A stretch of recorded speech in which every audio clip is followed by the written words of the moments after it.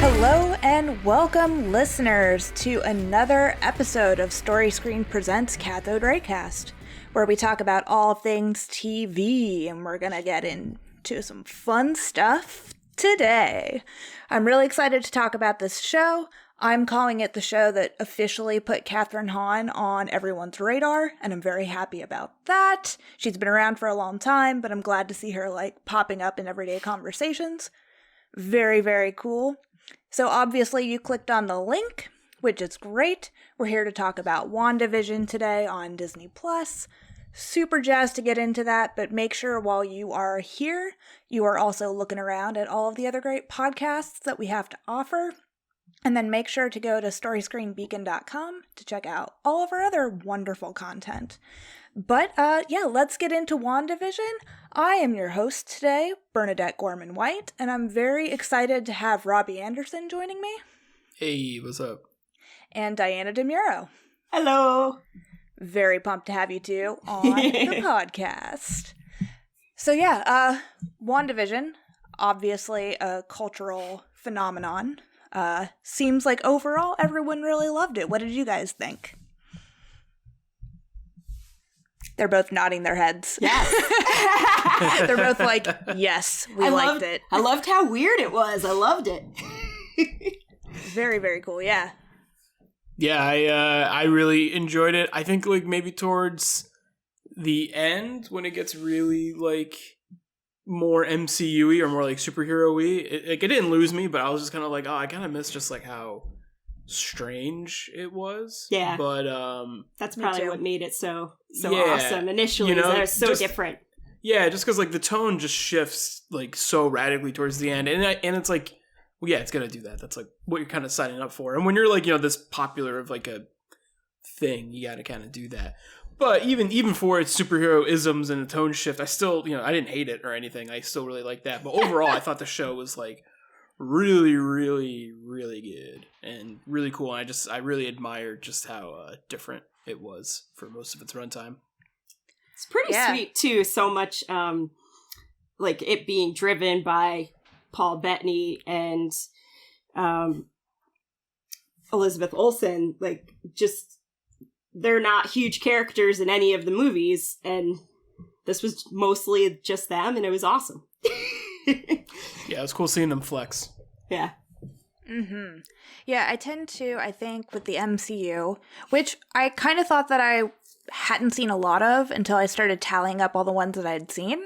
Yeah. And during watching WandaVision, I finally watched Captain Marvel, and I finally watched Age of Ultron because I hadn't seen either of those films. Oh, cool. But I only have, I think, 5 left to catch up fully.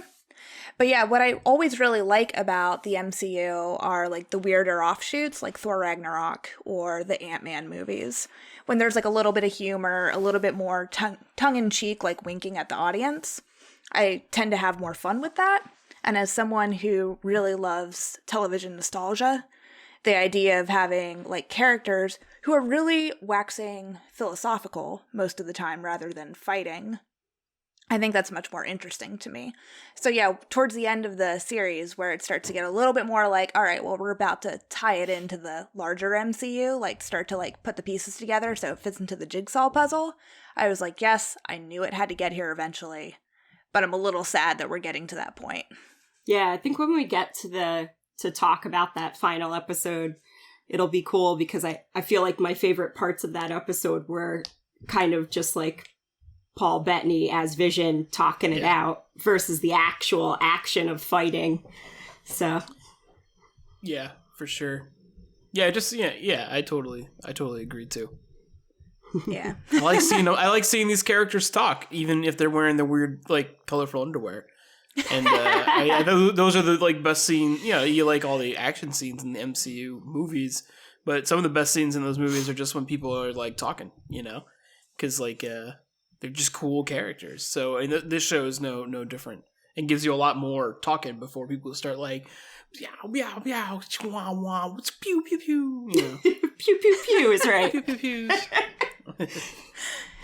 So I also really loved that WandaVision harked back, like, Disney Plus really nailed it with The Mandalorian. They knew that the best way to keep people interested was to release an episode each week and not put it all on there at once. And they did that again with WandaVision, and it made it stick in my mind more, like, easily. And also I was just thinking about it a lot more throughout the week, like wondering what was going to happen next. Yeah, I liked the fact that it was a shorter show, because you were sort of like, once you started to get really into it, it was done. And you were like, wait a minute, I want more. And then you had to wait, which is great. That's how it should be. 10 minutes of credits at the end of every episode. I always forgot. I'm like, There why is it so long? And you're they're like, oh, really, this is a 40-minute episode. You're like, no, exactly. There weren't any mid-credit, things, tidbits until later in the series. Yeah. So initially you're just like, is there going to be anything more? And you're like, no, that's it. Yeah. That's it, Look at guys. that credit sequence does look really cool. Like, The and music is very cool. looks, yeah, like it's cool. It's cool. Yeah. But I was just like, fuck, they got me. Like, yeah. the end credits, like where they're like flashing from one thing to the next, really gave me like 80s Light Bright vibes, where I was just like, oh, it's like it's like a Light Bright. This is It like is playing like with a Light Bright. It's awesome. It's one commercial we didn't get in WandaVision. It's true. So yeah, I really loved that aspect. But yeah, I'd like to talk about it while we're here. I'd like to get into three things. A, the show itself. B, the fan reaction and fan expectation of what the show was kind of generating on the internet as it was going on, which was a fun thing to think about because a lot of fan theories sometimes bleed into a show because a show will go into a second or a third season. But with this being only one season and all filmed already, like the internet fan theories that wanted to see things that actually took place in the comic books were all gearing up to see a certain thing, and sometimes they didn't get that certain thing. So I'd like to talk about that a little bit too, and then the last thing I want to make sure we cover is where we think this falls in to the greater MCU, and how we think that connective thread is going to continue. But yeah, so overall, what drew you to the series itself? What was your initial in? I mean, you got to watch it, right? Because if you're into the MCU, you got to know what's happening in the MCU. So I think, for me, it could have been like, this is a show about actual dog shit, and we're going to talk about dog shit for an hour. I'd be like, well, I mean, how does if it it's relate? in the MCU, how does it relate to the MCU? I have to find out. So I was going to watch it either way.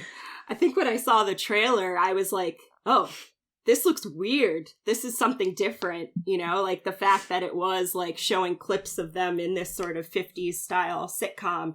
And you're also like, wait, Vision is dead. What is happening? So that initial hook was like, I wanted to see, I was like, is this just all in her mind? Is this a before? Is this alternate reality? Without even watching the show, you're sort of already speculating on what it might be. So that's kind of fun.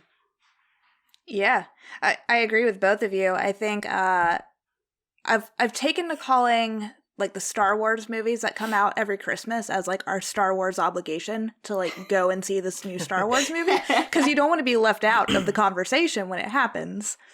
And so with Marvel movies and Marvel television shows, yeah, you kind of feel like, well, I don't want to not watch it. I have to know what's going on.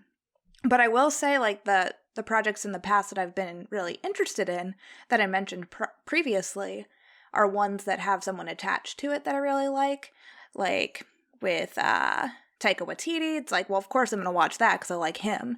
Yeah. And then with Paul Rudd being Ant-Man, it's well, of course I'm going to watch that because I love Paul Rudd. But this was the first Marvel trailer that I had seen where I was I would watch that no matter what. Cool. I'm interested in it no matter what it is. I gotta say, I love Paul Bettany, and I just like him getting more. I'm like, give him more things. Give him more things. Yeah, it was cool seeing him kind of just get to do more. Yeah. And you could say the same for both of them, but I think Vision's even in less stuff, or has less screen time than Elizabeth Olsen as Wanda, so it was cool seeing him just do more stuff, and he has such range as this like tragic synthezoid, you know? Like he really brings a lot of like he makes that character like I feel like more realized than I ever would have understood him in comics or the movies even, you know? Like I feel like I get him and I really like that character. I think I have a soft spot for just like philosophical robots. I don't know. It's a trope. I don't mind it. Elizabeth Olsen is the superior Olsen as well. Anyway, I feel like her career scientifically proven. Yeah, scientifically proven. Her career to date has been like the best of all the Olsens, by far. So she was great in this. I really enjoyed it. You know, because she's been in some weird indies, and I feel like this gave her a chance to like use more skills than just bad fake Sokovian accent. Which you saw Age of Ultron, so now you know. Now I do know. Yeah, well, it's weird that it comes back in this show, and she does it like here and there, and then the show's just like, isn't it like fucking crazy that she does that? And you're like, it's still like not good. Like just because you guys are like acknowledging it now, like doesn't mean like it's like, oh wow, she really sounds like she's from another place. Right. It's like, nah, don't fuck with me. Come on. I guess it makes a little bit more sense in the context of like her putting on like a performance of being in these Americanized shows, if that's something she idealized, which was cool. I liked seeing that. I vibe with it. I'd like vibing with it thematically, but like every time she does it, I'm like, I don't know. I don't know.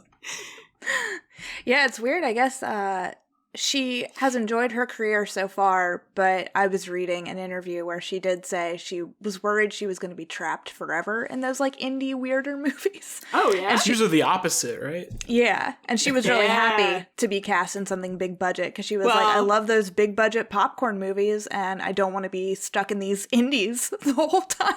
Oh wow, yeah. So she got out. She's doing both. I hate being in art movies. I hate being in Ingrid Goes West. Let me be a fucking robot, please. Yeah, please. Yeah, she's been in some cool stuff. Yeah, that's good. Yeah, I think I'd forgotten about Ingrid Goes West really because it's such like an Aubrey Plaza thing. But yeah, she's good in that, and she's good in Martha, Marcy May, Marlene. Yeah, good stuff. Did either of you catch Uncle Frank on Amazon Prime last year? I watched that. I thought he was really good. Paul Bettany was good.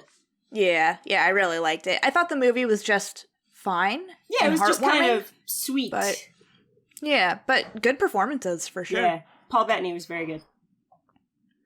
But yeah, he hasn't really like been in a whole lot of like actually like in your face stuff. You have to go searching for him. So yeah, I agree. It's nice to see him work. My favorite movie. Oh, you go ahead, Robby. I'm gonna find it. A friend told me anecdotally that like Paul Bettany like was in a really bad place before he got the role like as Vision. Like he was still doing Jarvis, right? Right.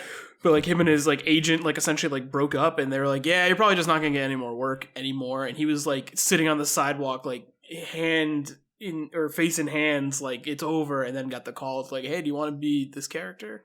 That's really good. And kind of like saved his, you know, his career, potentially his life, you know, like so you know that character means a lot to him, and I think you really get to see just how much he, you know, he's clocked in, right? Like he's not like phoning it in this show. Like he really like likes that character, I think. That's cool. Mm-hmm. What were you looking for, Diana? Oh, I was gonna say, like one of my favorite movies with him in it is that Wimbledon movie where it's sort of like he's like an aging tennis star, and then he has a comeback while having a fling with Kirsten Dunst's like young tennis star. And it's kind of awesome because it's sort of like a metaphor for his career where you're like, oh, you're getting older. You're on your way out. No, wait, you still got some wins in you. It's really sweet. I would watch it if you haven't seen it. It's a good one. I actually haven't seen it, but I did see Match Point, which came out around the same time. And so they were both like tennis movies. But yeah, I definitely need to see Wimbledon because I'll never watch Match Point again. Wimbledon was very feel good versus Match Point. So what's that really ridiculous like spoof tennis movie made by like the Lonely Island people? Do you know what I'm talking about? Oh, yes. It like came and went, and it was like really good, but it was kind of like a flash in the pan. I don't know. Yes. And I think it was like really short too, right? I think, yeah, it's like an hour long or something like that. And it was like on Netflix. But I remember watching it being like, this is it. And then I like never thought about it anymore. Was it called like tour de force or something like think, that. I think you're on the money. Yeah, I don't know. It's something like that. Mm-hmm. It's in the vein of like how they did like that baseball like movie that was like a musical. You know what I'm talking about? No. Yeah. I'll see if I can find it like during like a break or something, or I'll tell you guys off mic. But yeah, it's like really good. Oh man, that's really funny. I think the best thing that I've heard about like the Paul Bettany being Vision characterization, like what it's done for his like actual personal life. Heath told me this because I still haven't seen the new Spider-Man movies. Those are like some of the last ones that I need to watch. You haven't seen any of them? Which aren't on Disney Plus, which is weird. Sony. They will be, but they aren't yet. Yeah, they're cool. still. I think they're still on Prime right now, and I think it has to like run out before they'll get moved over. Gotcha. It's like all these weird time. Like there's only certain Harry Potters on one thing or the other. And they can keep those. So yeah. I still like the movies. I mean, I still have a soft spot for them. It'll just be a while before I watch them again. Yeah. Well, in 20 years, maybe we can. Yeah. You know. Yeah. When they blast J.K. Rowling into the sun. I mean, you can still like the art and not like the artist, I guess. It's tough. I'm just teasing. Yeah. But apparently, in the Spidey suit, there's a voice. Is this true? It's a lady. It's Jennifer Connelly, right? Yes, and it's Paul Bettany's wife in real life. Yeah. I did not know that that's who it was. It took me a little while because it was sort of like, I feel like it's like sort of Irish accent. It's not. Maybe it's not. Maybe I'm just imagining that. I mean, he's like, he has like vaguely British, right? Like. He's British. Or he is British. Is she British? No, she's vaguely American. Okay. Yeah, so I could just be not remembering that correctly. I but think yeah. sometimes robot voice just sounds distinguished. So it could just not sound as American. Yeah. Maybe she'll become a robot at some point. Yeah. That would be so cute. And then, but I mean, you'd have to make another Vision, and then he could also be with that robot. I don't know. I mean, the Vision this might be jumping ahead, but the Vision we're left with is who knows what Vision this is. Would Wanda even want this Vision back? I don't know. We'll have to see. Yeah. We'll discuss. We will discuss. But another fun little like voiceover about Spider-Man Into the Spider-Verse is that Catherine Hahn does the voice of the Doc Ock in that reality. I totally didn't remember that at all, and then I saw someone like post like a bunch of pictures of her roles, and I was like, oh, that's her in that too. It's pretty great. Yeah. She's the best. Isn't she so fun? So you haven't seen Into the Spider-Verse yet, Bern? Oh, I've seen Into the Spider-Verse. Oh, okay. She hasn't seen the ones in the MCU ones. I think you like the MCU ones too. They're fun. They are fun. I think I'm looking forward to it. Now that I've realized that I'm a lot closer to finishing the MCU and like actually getting caught up, it took like more it lit a fire under my ass a little bit to like just catch up. That first Spider-Man is really You'll really like that one, I think. I think that like first one is great. But the first one fucking bangs. Yeah, the first one is great. It's just was so much better than I expected at that point. So, yeah, it's very good. Were you fans? And I are watching the MCU in timeline order. I thought about maybe doing that, but that's it's a lot. pretty cool. It's a lot. I mean, like, we're not like, fuck, we need to, because there's no like movie that we're crunching towards, right? So it's just kind of like it has solved the which we watched tonight problem for the next. That's like, so month. weird. So did you start out watching Captain Marvel? So no, you start with Captain America. So there's you're right. He's so on Disney old. Plus they organize it for you. You're gonna have to go watch the Spider-Mans until they get on there. Right. But you'll have to like figure out where those are. We have a ways to go. So it's Captain America, then it's Captain Marvel. Then it's Iron Man 2, and Thor. We just finished Thor. Then the next one up is Avengers, which I'm very excited about. But it's been cool. Like, I liked Captain Marvel a lot more the second time around. I liked it when I first saw it, but like, I've only seen it the one time. I definitely am looking forward to watching it again now that it's really I've watched WandaVision. It's a good I feel like movie. it'll be fun. Yeah, I like Brie Larson. I think she's pretty cool. I do too.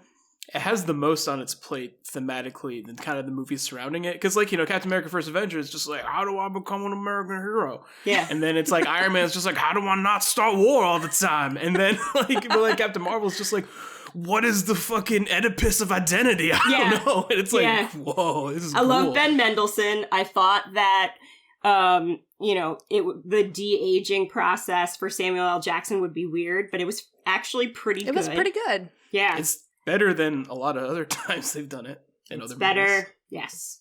Yes, it is. Yes.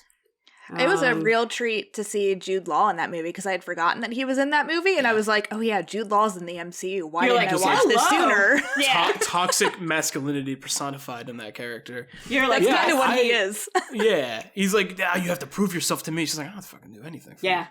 I really like the movie because it's all about identity. Because like the whole beginning of the movie, she's trying to figure out like who she is, and she comes back to Earth as an alien and has to reclaim her humanity. And then meanwhile, the concept of identity is personified by Skrulls, who are shapeshifters. And then the beginning of the movie like feels really confusing, but it's because she can't remember it, right? So like you as the audience are kind of like supposed to feel kind of out of whack with it, like. And then the design of everything in the movie's really good. Like it's like the spaceship stuff is so cool. Like, I love the fight scenes with like her figuring out that people are Skrulls and then like fighting on the train. The grandma. Oh, it's so good. I love that so much. It's so good. Yeah. I really like that movie a lot more. I also like Thor a lot more than I originally liked it. Thor is good. I think Thor's just like a pretty straightforward good movie. Yeah, I like what he becomes, in Ragnarok, right? Like, we're talking about TT takes over and puts it in that direction. But the Shakespearean gravitas in Thor actually worked for me a lot better this time. And that movie also looks still really good for being pretty old. They all look pretty good for being pretty old. Yeah. Yeah. I watched Captain Marvel after the episode in WandaVision where you start to really, like, figure out who Monica Rambeau is. Very cool. And when they say like, well, didn't Captain Marvel also get her powers from an Infinity Stone? And she was like, well, we're not talking about Captain Marvel. And to me, I was like, I don't know who this character is.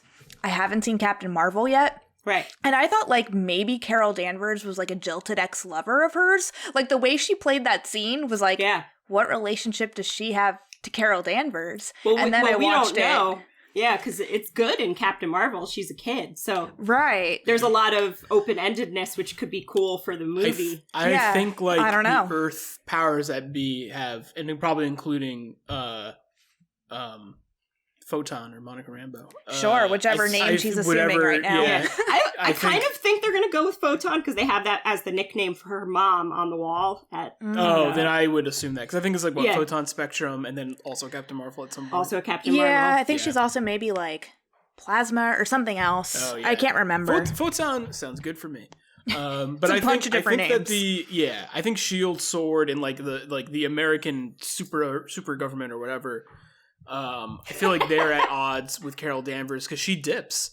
She's like their most powerful weapon. She's just like, I got like honestly better shit to do, and they're probably like, "What the fuck, man? Yeah, like, we need you to be our super weapon." So that's there's some animosity there. There's a couple of theories there. So like, remember when beginning of Endgame, when she comes back and they're like, "Where have you been?" And she's like, that. You're not the only planet in the universe, And then so there's that, and then I also wonder if Monica's mom obviously died of cancer. And I kind of wonder if, like, not everybody's going to have now I have powers reaction to weird radiation, energy, whatever. So maybe there's some, like, animosity, like, either, like, you left us, or mom got cancer and you weren't here, or something mom got cancer because you're all fucking photoned out, That too. Yeah. Mm-hmm. I don't know enough. I haven't read enough comics to know if that's, like, a plausible theory. Yeah, but, I don't know. Like, it could be. I mean, they did her x-rays and they came back all fucked up in the show. Yeah. And she seemed to, like, know, like, oh, that's not because I went to the X. That's, like, from my other shenanigans that I do. Well, maybe. That's, like, an interesting thing. That's how I read it. I feel like... Interesting. I feel like that example, as well as Scarlet Witch, kind of hints at these ideas of, like, having the X gene, like, X-Men mutants. Yeah. And then it being magnified or amplified by whatever they're exposed to in the MCU. So it's kind of like a way to mix those two things together.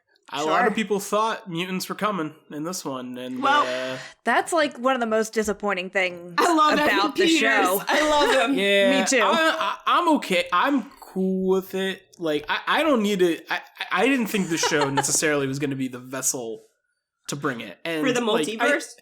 Yeah, well, because I think we're getting that late. Oh, I also don't think mutants necessarily will come through a multiverse. They could, because there's already the rumors that when mutants, it could be organic, because they already, I think the rumors are that when mutants enter the MCU, they're not going to be the X-Men to also curb the idea of like gender inclusivity, but also they're just going to be called the mutants.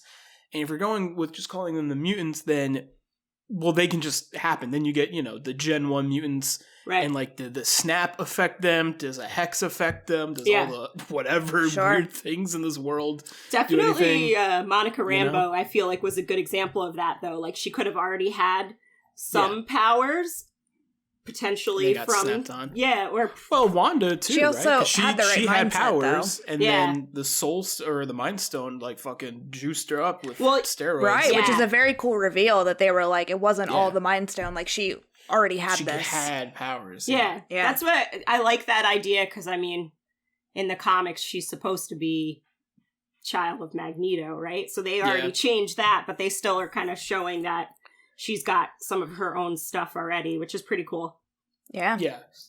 I think they could retcon in some capacity mutants being there for a lot longer than we assume, because when the Eternals comes out, they're going to be like, there's been this master race of alien gods since the beginning of time, so they can just do whatever the fuck they want. It's like, where were they in these other movies? I guess we'll find out.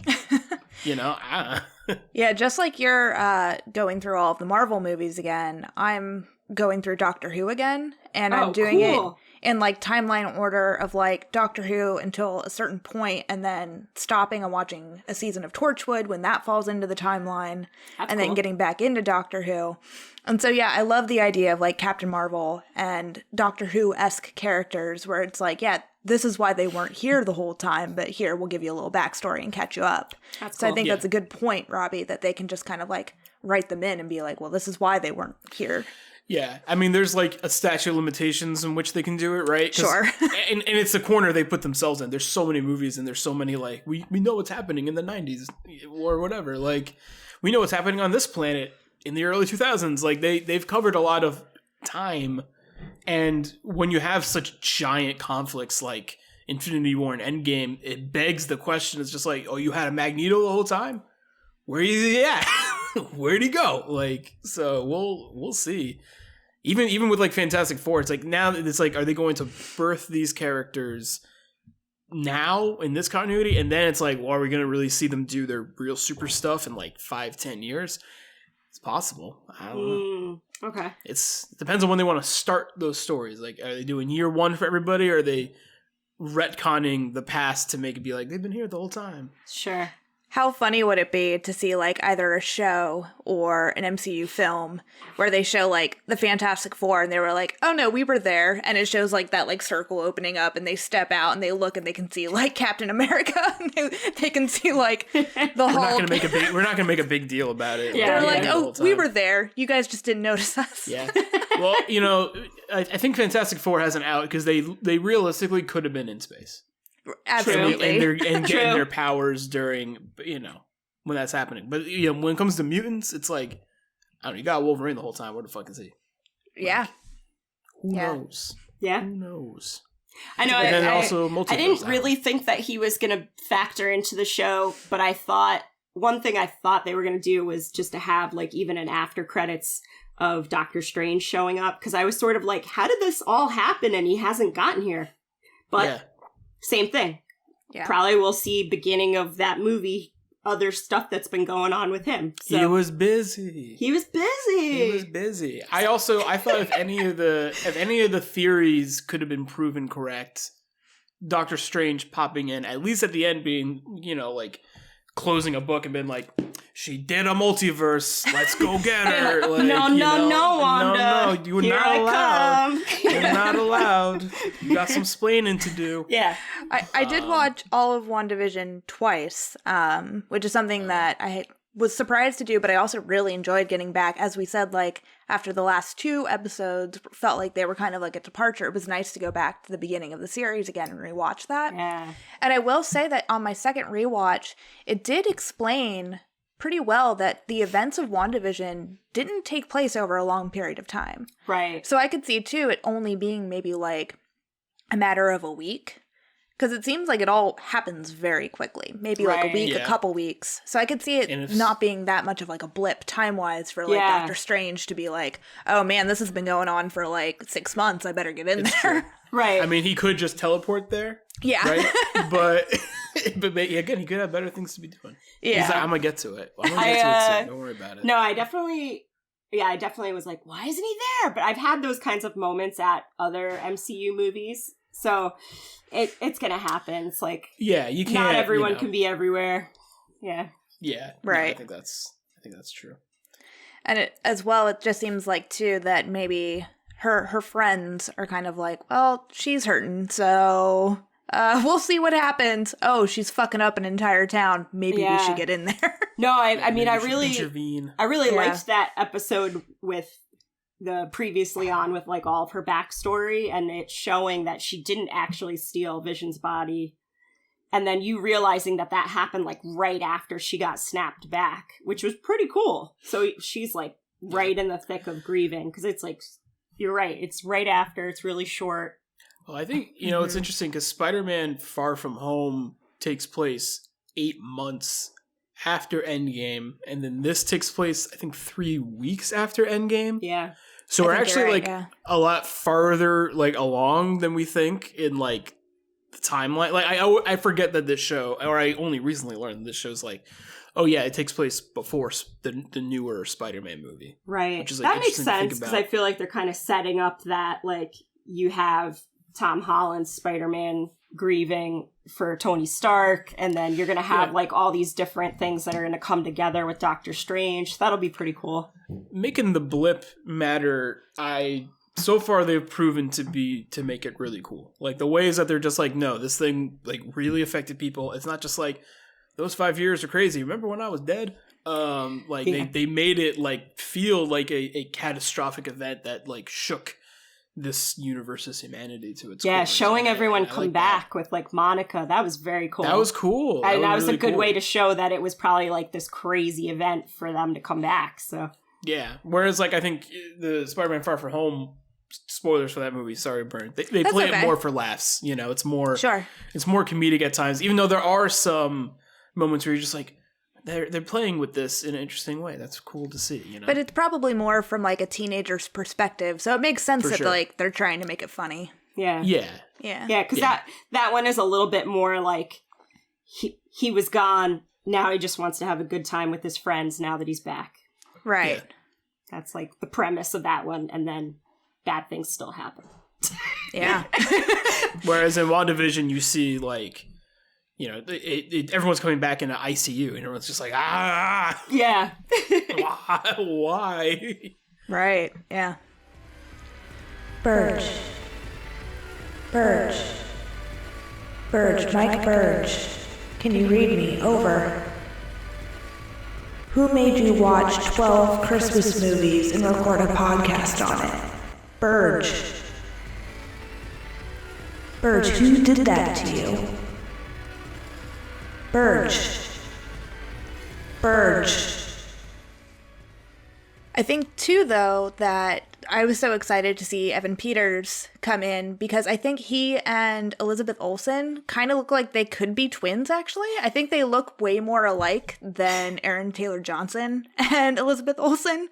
It just made more sense to me to, like, include him. I really love Evan Peters. Me too. In general, like I love American Horror Story, so I'm like, Evan Peters, yeah. It feels like a Marvel troll that's like a little mean, right? Yes. Like I was like, hurt. Again, like I'm fine with it. I thought just having him there to like be the meta contextual messing with us, like I vibe with that. And then the fact that they made him just like this dude named Boner, I was like, I'm fine. Like for me, it's like I don't think I really need more of this character. Right. So for him just to be this in this show worked for me, but for people who are way more invested in like seeing this character do stuff or really, because for me I'm just like they'll get there when they get there, with Snooper's got a snoop. I love it. Yeah. But like it's good.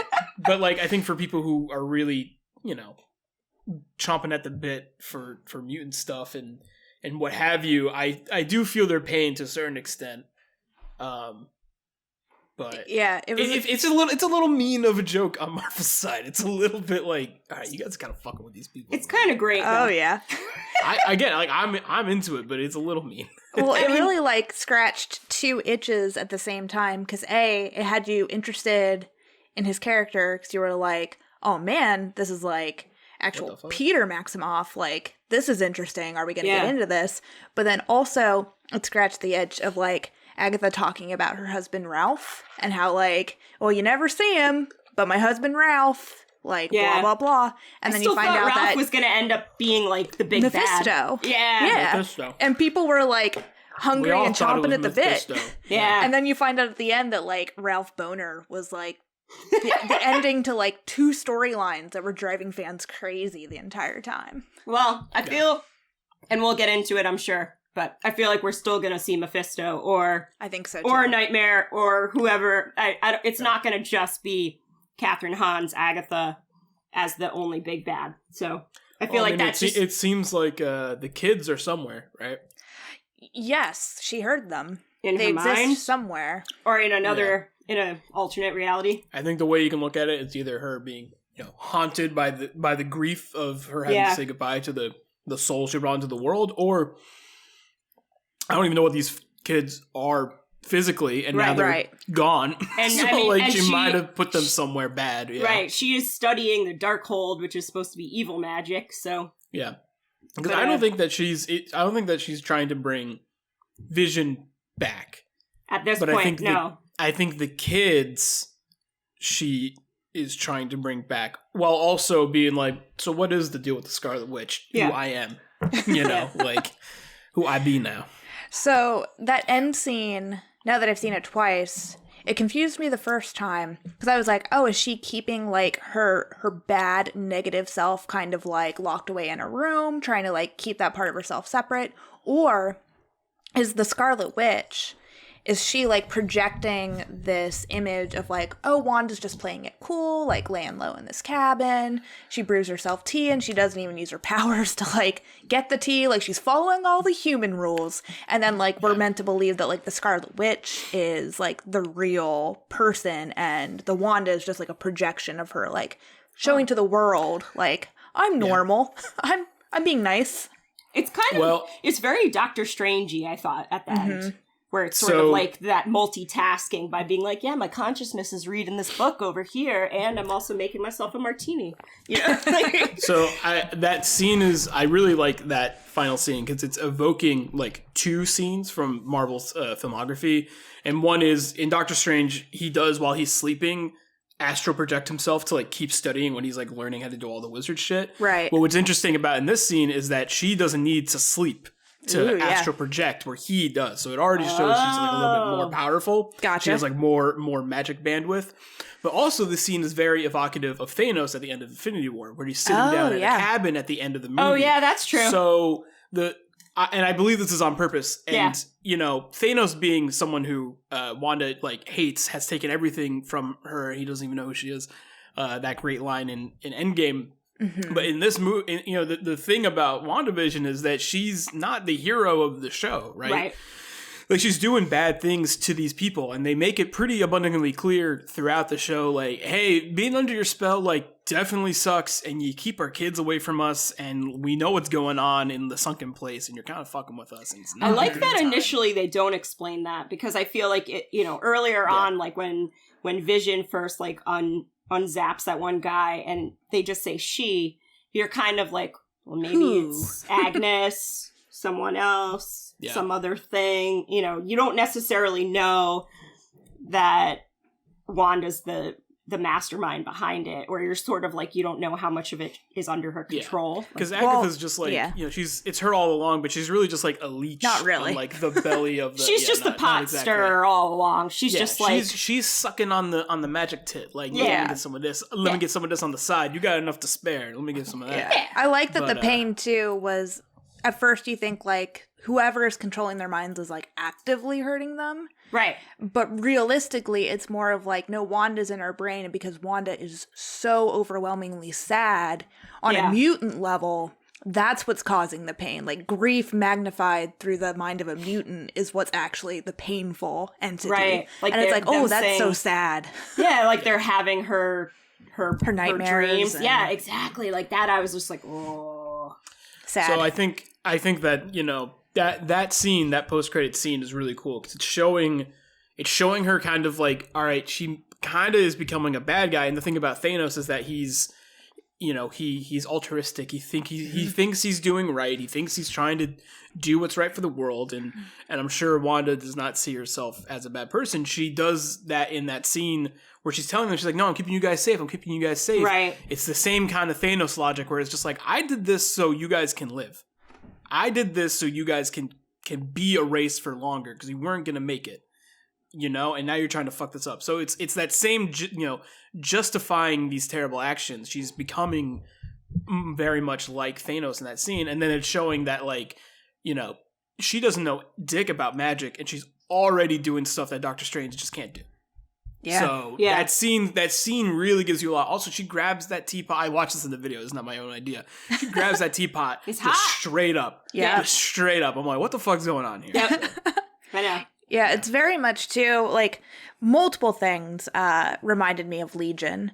And especially, like, the memory work that she does with Agatha, where Agatha's like, no, we're going to go through your memories to try to, like, understand who you are. Yeah. But I think Wanda herself, like you were saying, Robby, like, she definitely doesn't think that she's a bad person.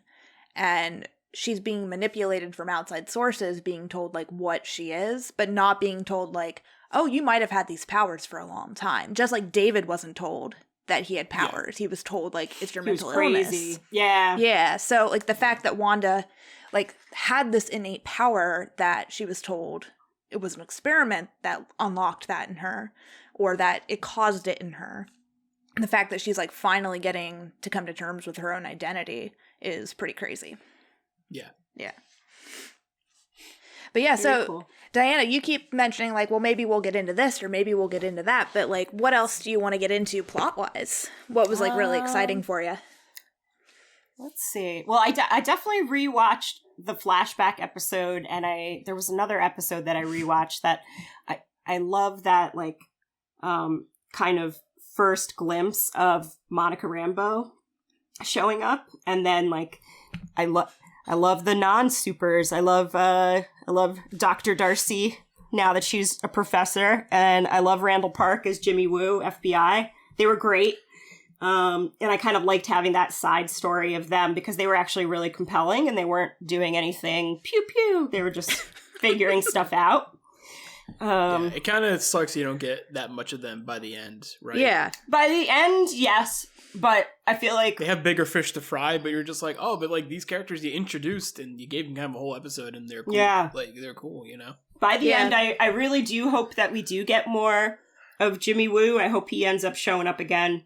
I think they're going to give him his own show. I read online that Kat Dennings is going to end up being in the next Thor. Good. So that's Makes cool. sense. Into that. I'm into it because she's kind of annoying in the early Thor, but I like that she has held on to the likable traits of her and then matured slightly because now she's a boss lady. She's got a doctorate, so that's cool. Yeah. Yeah. I'm trying to think what else. What about the children? How did you guys feel about the children? So cute. I only knew one of the actors. I watched Penny Dreadful City of Angels. Ooh. And the little kid who played Billy was a kid in Penny Dreadful. He was really also cute. the kid in he's the kid in Hill House. Oh, I haven't watched Hill House. Oh, you gotta watch it. The first season or in the second? First. Who is he in the first season? You know, the twins.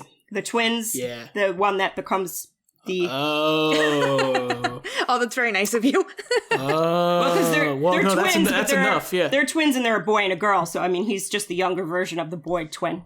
He's getting typecast already. Yeah. Is the girl the one who ends up dying and she took that photo of her dead self by the coffin and she's like, Oh, maybe. is that her? Yeah. Yeah. I love that meme. That's one of my favorite pictures. You should check that show out. It's great. It's great. The first season's really good. The second season I heard mixed things about. Oh, Yeah. I liked it. It's just different, slightly different vibe. It's 80s. It's a little cheesier.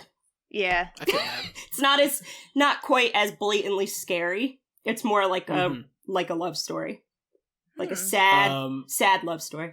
Is that one called The Haunting of Blythe Manor? Yep, Is it Bly different Manor. That's the name, second right? season. Okay. Bly Manor, yeah. It's like Bly Hill House, Manor, Bly yeah. Manor, and then there's going to be one more. So That's cool. Spooky home. And it's the guy who did Dr. Sleep, right? yeah, it's Mike Flanagan. Cool. He also did that Into that. did a couple of creepy Stephen King. Yeah, The one where Hush. she gets locked to the bed. Oh, yes. that one. Something game. Gerald's game. That gave me nightmares. But that's fine. I'm never doing a chain up sex ever again. Yeah, trying to get Except your maybe- own except maybe I hands will. out of handcuff. Ugh. Lost No that thanks. kink. No. Lost that No, kink for that's life. Gone forever. No way, man. Traumatizing. I like The Boys. Just another sign that they're doing Young Avengers. Yeah. You know? Yeah.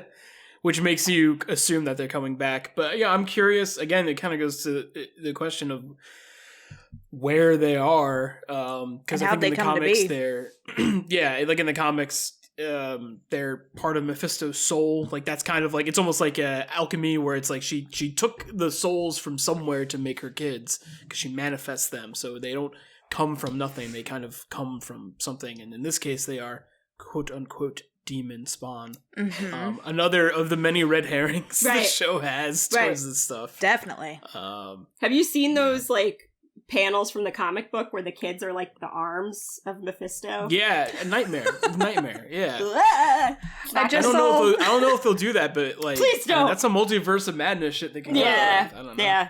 No, I just saw that picture today on Twitter that's been circulating, and it's like the kids in the bath and like Draw children. draw children. They're like, yep, got it. Draw children. That's Gross. that's scarier than the arm thing. Yeah. They look like Wait, little there's- leprechauns. Terrible. Yeah, not good. No. So, Ugh. of the, like, flashback sitcoms, what was your favorite time period or genre that they did? Liked them all. It was so they're- hard to choose. Yeah. They are good. Yeah. Were there any missing that you wanted? I kind of wanted a more 90s one. Oh, really? Like Like, I kind of wanted, like, in the Malcolm in the Middle era, they Because wanted they something like else just too. kind of they do like I a feel jump, like right? one more before Malcolm in the Middle, because Malcolm in the Middle is, like, a little too modern. It's like 90s, early thousands. Yeah. Yeah, I feel like Yeah. it would have been Yeah. fun to have, like a even like a Full House type episode. Mhm. I'm surprised they didn't just try and do that, given the Mm-hmm. the star Implications. power they had. Yeah. Yeah. Yeah, I feel apparently like they could that. have gotten John Stamos to be in it. Or like a Pretty easy. Family Matters episode, and they could have had Elizabeth Olsen be like, "Did I do Yeah. that?" You know, like Yeah. I really did like all of them pretty evenly. Kirsten's watching a lot of Modern Family right now, which Yeah. I honestly kind of think that show sucks. I do But, too. I'm you know not. what? it's super super into it. racist at times. You know and what? Also just like fat phobic, and I'm like, it's not that old of a show to where you can just do that. And pretty repetitive too. I would say I Yeah. watched like the first couple seasons and liked it quite a bit because I like Ty Yeah. Burrell and I like He's that- the best part of that show. Yes, Ty- Phil Ty- Dunphy Yes. for sure. Ty Burrell's probably my Yeah. favorite part of that show by far. But it's one of those shows that are just on for way too long, where you're sort of like, Yeah. it's kind of wore out its welcome. Why are we still watching? I think it's just Yeah. I think it's just really just fucking dog shit writing with some Yes. really, really stellar performances. Yes.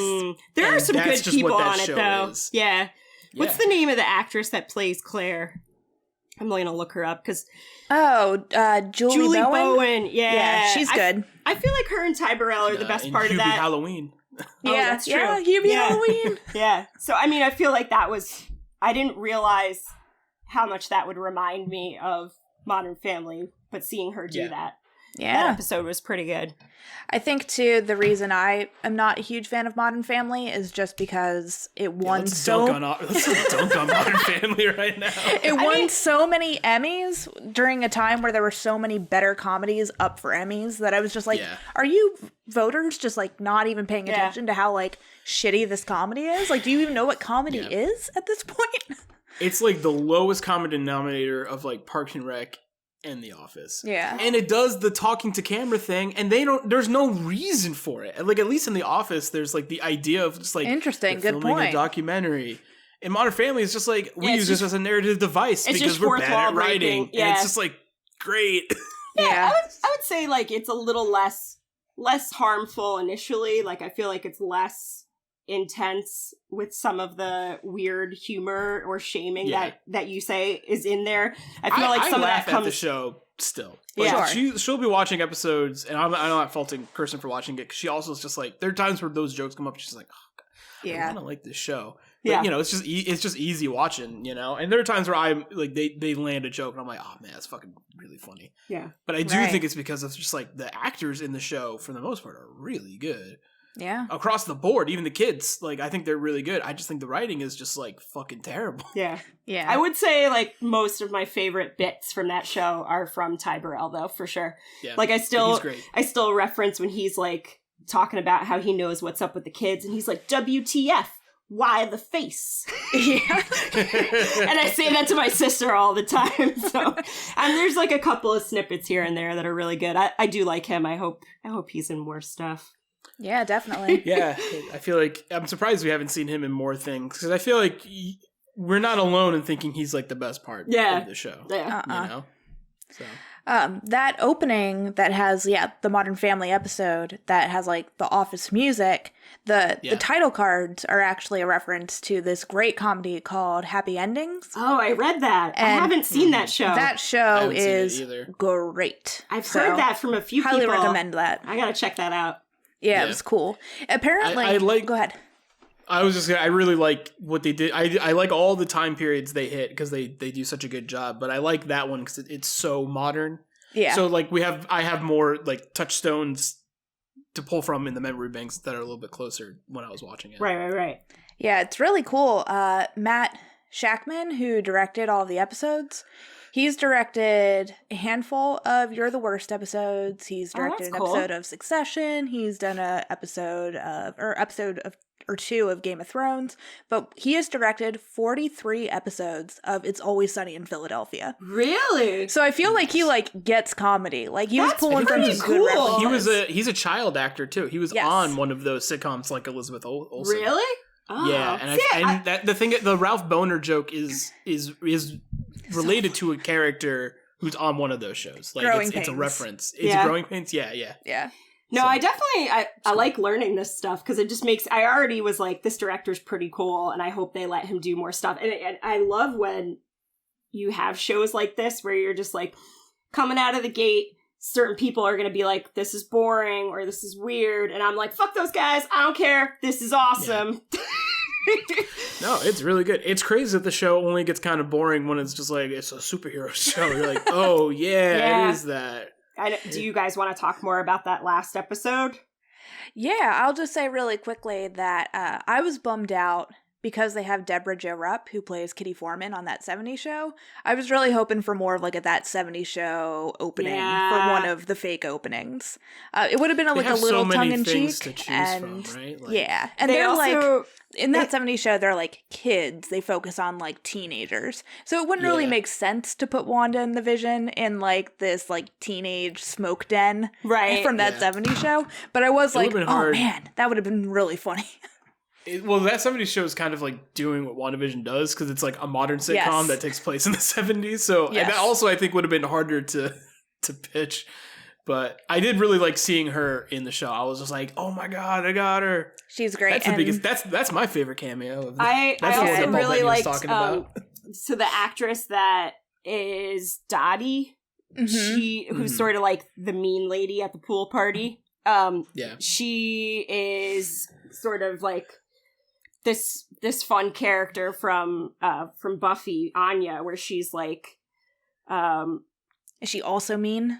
She is also mean, but in that, but she's not human. And then she starts dating a human character, and she's like learning all these things. And it's sort of like the flip side of being synthesoid. It's sort of just like, she's like, oh, you have these expectations of me because you're human and you feel this way. And I'm usually a demon and I do this, you know? So it was kind of fun. I was kind of hoping that they were going to have her do a little bit more towards the end once Agatha was revealed. Because I was like, it'd be cool if she was also a witch. I think, well, there's some theories Fan that she is. Because her name is like, she's named after a character in the Salem Witch Trials. Oh, I also really? I thought that like maybe it's like Sarah something is actually a character from a person from the Salem Witch Trials, a character from history. Yes, gotcha. So there's some theorizing that she may or may not be. So are you saying? Which again, like in this show, it could just be like that's just her name. Her actress name, not Dottie, her character name on WandaVision. Well, Dot is so. That's what you're saying.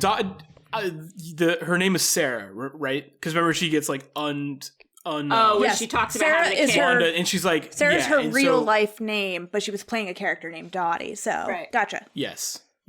I'm sorry, I wasn't sure if it's like, are we talking about her our real life or no, their real life? Their real life. yes. It's Sarah something, but it's the same last name. Sorry, cool. My cat just jumped on the table. Get out of here. No. Yeah, I just went to Salem 2 years ago at this point. It's a cute spot. Not the Corona year, the year before that. Good. The pre-Rona. Yes.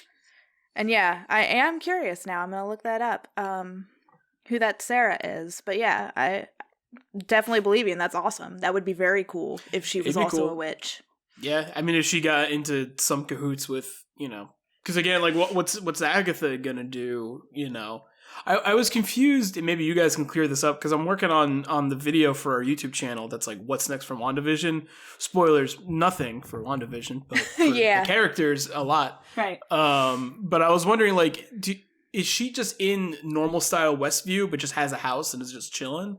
Or is she, like, in a mini hex and just chilling in there? Like, I didn't understand, like, where, because she was, like, before Wanda reabsorbed the hex, she was just like, I'm gonna keep you here and you're gonna be the nosy neighbor. And she's like, okay. I think she just wiped her memory. Yeah, I kind of thought that she just put it in her mind. Well, I think she sunken placed her, right? Yeah. Yeah, because it's... like, Agatha's, like, chilling in there. It's sort of more Age of Ultron. Behind the veil. Like, with Wanda being, like, voodoo magic to all the Avengers in Age of Ultron, where it's, like, I felt like it was sort of like that with this, where she's like, I'm gonna make you have to stay here. But in terms of, like, where she is, she's just in Westview. It'd be interesting if she's going back to Boner's house. Like, where's she gonna live? Yeah, maybe she'll marry Ralph Boner for real. Oh, that'd be cute. I like that. Yeah, I don't know. And there's some level of, like, Agatha's character in the comics is normally, like, old, quote unquote good guy. Old. Well, she's still old in this. No, I know, but I kind of thought maybe when they battled that she was gonna. I thought she was gonna suck some of the youth out of Agatha when they were fighting, because I was like, are they gonna make her 90 or whatever? No, yeah, because in the comics she's really good eyeshadow and great hair. Yeah. Yeah, they really did a number on her face when she was just like regular old Agatha. It was really different looking. Yeah, the makeup was really good.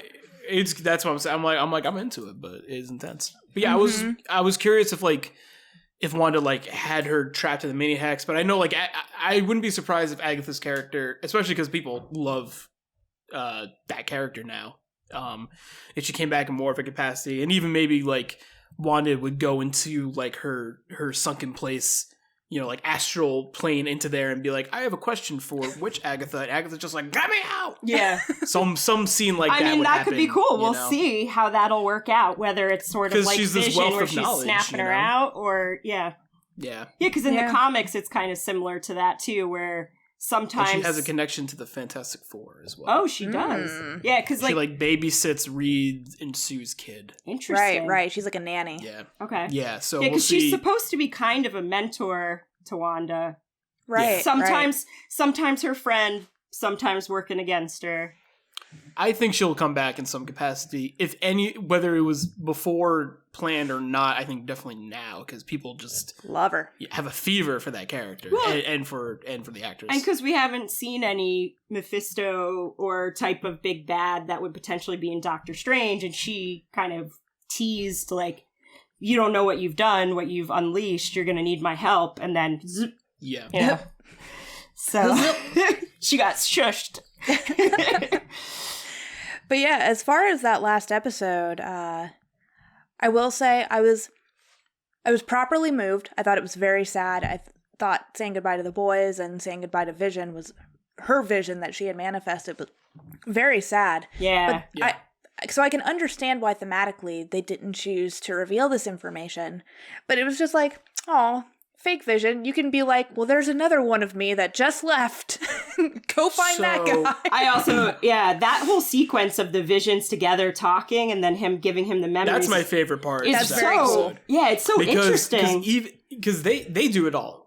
The fight scene between them is just like actually cool. Whereas I thought the Wanda Agnes fight scene was kind of like a little too anime for me. It was drawn out. I'm just like, this is very crazy. Too long. And it's also had like weird stakes because she's just like throwing stuff at her, and then it had the Deus Ex rune where it's just like, I was doing this the whole time. It's like, okay, this is a lot. Yeah, you know, it works, right? Like, I'm not saying it's like this is stupid. It works. It didn't click with me. Whereas like I really like the Vision fight. And I love the Ship of Theseus allegory, and I love that he combats him with empathy and with logic and with philosophy. Yeah. I thought that was really cool. I have a few theories as to what is happening to White Vision. Maybe in the just regular Vision now, yeah. Well, so the thing, I think he's still devoid of humanity and like a soul, and that's the thing in the comics when he becomes White Vision, that he needs the brain waves of Wonder Man to have humanity again. So he's still like out there. In the comics, he also can turn into like human form, but he goes under the pseudonym Victor Shade, which I just think is way too cool of a name not to have pop up in the MCU at some point.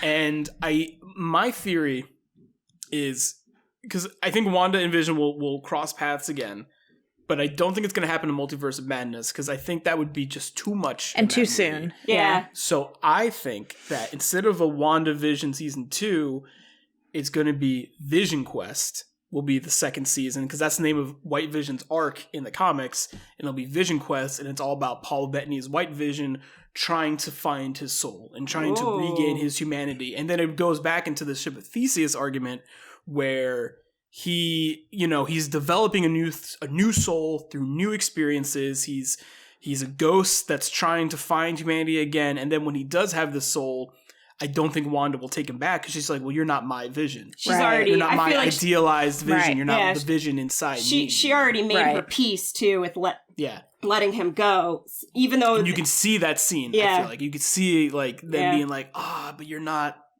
Yeah, you're not one that I had to say goodbye to like 3 times. Yeah. Right. So that's my theory as to what they'll happen. Because I think the show's too successful not to do a little bit of piggybacking off of it. I think you don't do a WandaVision Season 2, but I think Vision Quest pops. It's from the comic. And I would watch a show of Paul Bettany just like hopping around trying to figure out how to be a human and being really awkward about it. Yeah. Definitely. Yeah, I think put in the books. A lot of shows, I think, show their strength when they know to leave on a high note. And yeah, I love all of these like one-off series that MCU has been planning on Disney Plus. Yeah. Really excited to see all of these like tiny little vignettes of things that are too long to be a movie that you shouldn't put in a movie length. But you really shouldn't bank on like renewing these for other projects. Like, let them bleed into each other. That's kind of the point. Yeah. We'll see. I mean, the next year, it's because what's next? It's Falcon and Bucky, which I know is not the name of the show, but that's what it should be. And then it's Loki, and then it's I forget what the one after that is. But I think there is one that's after it. I think now we're in the machine is moving. What's the where one ends, so we have a week in between, and then the next one starts. What's the name of the show that's actually going to be about all the Skrulls hiding out on Earth? Secret Invasion? Yeah. Is that a show or a movie? No, it's a show. That makes more sense. I'll watch that. I'm into it. Yeah. Yeah. Yeah, that was a cool thing, too, to kind of come into Captain Marvel kind of in the dark and, like, knowing that the Skrulls were, like, the villains and then finding out, like, oh, that's not what this movie is about, which was very cool. They're like the refugees. Yeah. Essentially. It's another way of them playing with identity politics in that movie. Yeah, and just good cut trailers, too, because Yeah, they didn't really Yeah. tell you a lot of the secrets of the movie in the trailer, which I thought was good. Very the cool. scroll is also being just like the ultimate retcon tool at Marvel's disposal, where it's like, oh, they were a scroll. Secret scroll. Yeah. Oh, they were a scroll too. Yeah, no, I'm looking forward to watching Captain Marvel again now. Tony Stark dying? That was a scroll. That was a scroll. Aw. No, he's back. No, he's Yeah. coming back. Oh, Tony's coming back. That was Yeah. a scroll. But A very brave scroll. I really did like Monica Rambeau, Teyana Parris. She was great. So Very good. Yeah, I'm excited to I see was- her in Captain Marvel too. Wasn't bummed necessarily. I would have just liked to see more of her. Obviously, they're setting her up to do more. Yeah.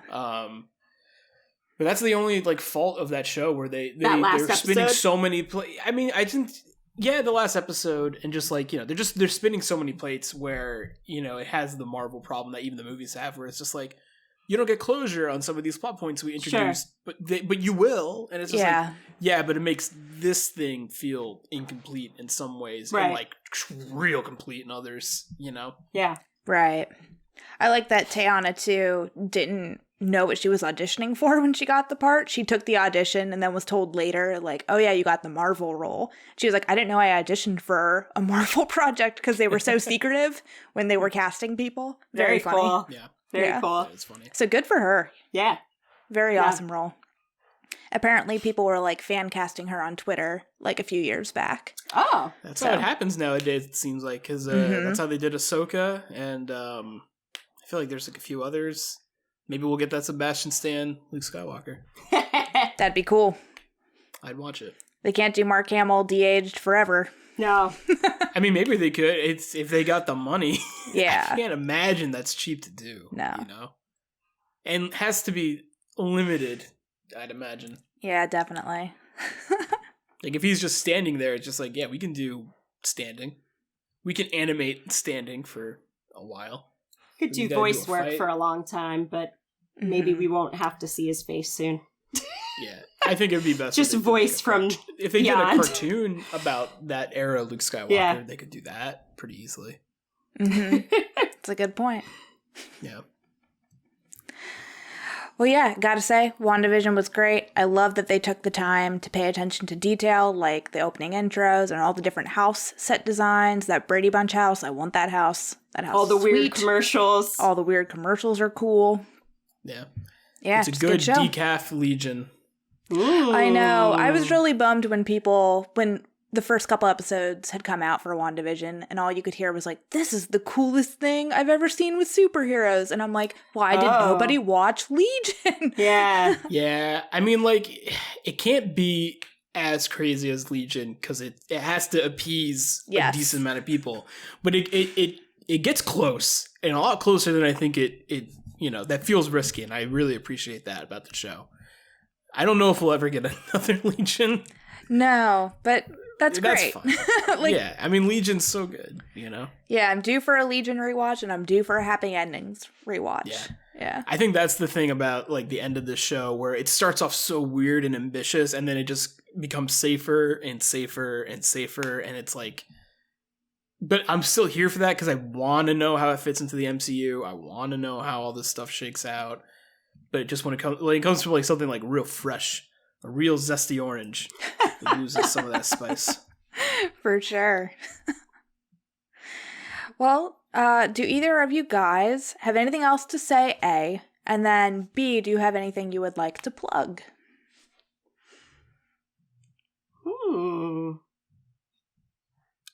I'm excited for the buddy cop comedy that is Bucky and the Winter Soldier, and I have a video about what's next for WandaVision that hopefully will be online by the time you listen to this episode. If not, the next day.